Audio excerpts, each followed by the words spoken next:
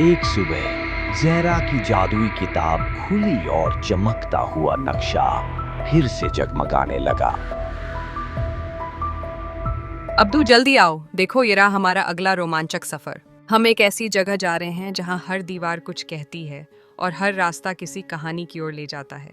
सच में? क्या वहाँ कोई जादुई दरवाजा भी होगा?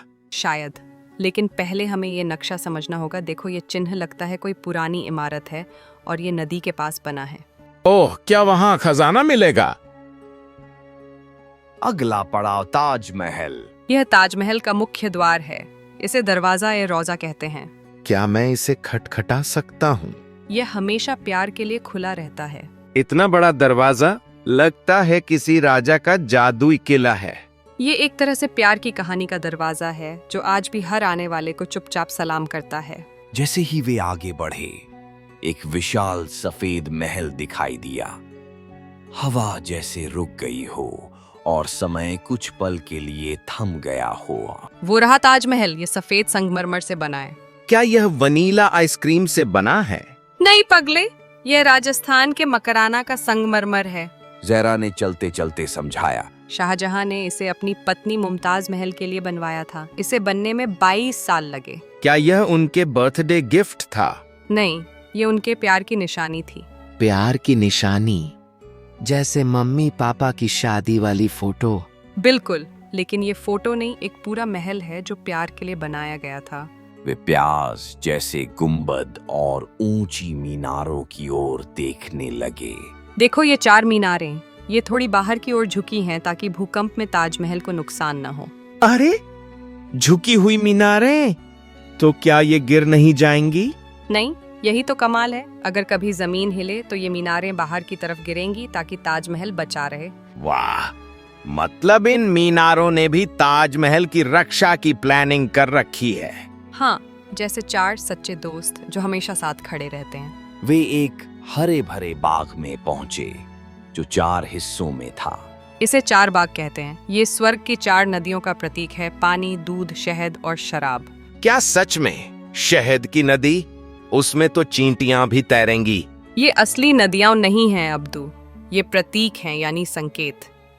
ये बताने के लिए कि ये बाग कितना खास और जन्नत जैसा है। मतलब यहाँ कोई दूध की नदी में कुकीज डुबाकर खा नहीं सकता? नहीं बुद्धू, लेकिन ये बाग देखकर लगता है जैसे कोई बहुत सुंदर सपना जमीन पर उतार दिया गया हो। ये महल तो बादलों से बना हुआ लग रहा है। ये ताजमहल है अब्दू, प्यार से बना, पत्थरों में बसी एक दुआ। किसने किया ये सब? कितनी मेहनत लगी होगी। हजारों कारीगरों ने मिलकर इसे सालों में बनाया, जैसे आकाश में कोई कविता तराशी गई हो। क्या ये सच है कि इसे प्यार में बनवाया गया था? हाँ, बादशाह शाहजहां ने इसे अपनी बेगम मुमताज के लिए बनवाया था। जहरा ने दीवारों पर उकेरे गए फूलों की ओर इशारा किया। इसे पिएट्रा दूरा कहते हैं। देखो ये लाल नीले हरे पत्थर। ये तो खजाना है दीवार पर। 20,000 कारीगरों ने मिलकर इसे एक एक टुकड़े से बनाया। यहाँ कारीगरों ने 22 साल तक काम किया ताकि मुमताज को सबसे सुंदर तोहफा दिया जा सके। ओह, तो ये महल एक प्यार की याद है। ताज के अंदर उनकी आवाजें गूंजने लगीं। यही वह स्थान है जहां मुमताज और शाहजहां की समाधियां हैं, उनका विश्राम स्थल। वे ताजमहल के पीछे पहुंचे। ये महल तो जैसे जादू से बना है, बिल्कुल चमचमाता है। यहाँ तो बहुत शांति है, जैसे कोई कहानी हवा में तैर रही हो। हाँ अब्दू, ताजमहल का ये हिस्सा कम लोग देखते हैं, लेकिन यहाँ का सन्नाटा भी कुछ कहता है। ऐसा लगता है जैसे वक्त भी यहाँ आकर कुछ पल के लिए रुक जाता है और हवा में कोई अधूरी दुआ अब भी तैर रही हो। ये नदी कौन सी है? ये यमुना नदी है। ताजमहल को इसके किनारे इसलिए बनाया गया ताकि इसका प्रतिबिंब पानी में भी दिखे, जैसे महल और उसका सपना दोनों साथ हों। देखो, महल का चेहरा पानी में हिल रहा है। ताजमहल आगरा में यमुना नदी के किनारे बना, पूरे शहर की शान है। पर इसे यहीं आगरा में ही क्यों बनाया गया? इतनी बड़ी दुनिया में कहीं भी बन सकता था ना? बिल्कुल सही सवाल। शाहजहां ने आगरा को इसलिए चुना क्योंकि ये उस समय राजधानी थी और यमुना नदी इसकी सुंदरता को और बढ़ा देती थी। यहाँ के पत्थर तो बर्फ जैसे ठंडे हैं। क्योंकि ये सफेद संगमरमर मकराना से आया है जो राजस्थान में है। और जरा गौर से देखो, इनमें छोटे छोटे रंग है ना। हाँ, जैसे फूल बने हों लेकिन असली नहीं दिखते। वो असली नहीं, कीमती पत्थरों की इनले वर्क है। उसमें जैस्पर, लैपिस लाजुली, पन्ना और मूंगा जैसे रत्न जड़े गए हैं। ताजमहल की छत पे चांद जैसा क्या है? वो है फिनियल, चांदी और सोने से बना था एक समय में। बाद में इसे कांसे से बदल दिया गया। मतलब ये महल जमीन से लेकर आसमान तक चमकता था। क्या तुम बड़ी होकर कोई रानी बनना चाहोगी? नहीं, मैं तो खोजी बनना चाहती हूँ। हर हफ्ते एक नई जगह, एक नई कहानी। और तुम? मैं बनूंगा कहानी वाला बादशाह। हर दिन टेडी के साथ जादू और एडवेंचर। तुम तो अभी भी टेडी के बिना नहीं सोते। और तुम बिना किताब के। हम दोनों अजीब हैं ना? नहीं अब्दुमीर भाई, हम खास हैं क्योंकि हम एक दूसरे के साथ हैं। जहां भी जाएं साथ में रहना सबसे अच्छा लगता है। हाँ, और जब तुम साथ हो तो डर भी मजेदार बन जाता है। और जब तुम साथ हो तो सफर और भी शानदार लगता है। जब हम बड़े होंगे तो क्या फिर भी साथ घूमने जाएंगे? जरूर, और हम अपनी किताब में हर सफर की कहानी लिखेंगे ताकि कभी भूलें नहीं। क्या हम अब सच में जा रहे हैं? हाँ अब्दू, अब हमारा सफर खत्म हो रहा है, लेकिन यादें हमेशा साथ रहेंगी। जैसे जैसे सूरज ढला, ताज सुनहरा चमकने लगा। मैं ताजमहल को मिस करूंगा। यहाँ की हवा, यहाँ की चुप्पी और वो चमकता पत्थर भी। मैं भी, लेकिन अगली बार हम और नई बातें जानेंगे और इस बार की कहानी अपनी किताब में लिखेंगे। अलविदा ताजमहल, तुम्हारा जादू अब हमारे दिल में रहेगा। धन्यवाद आगरा, तुम्हारी गलियों में इतिहास था और ताजमहल में प्यार।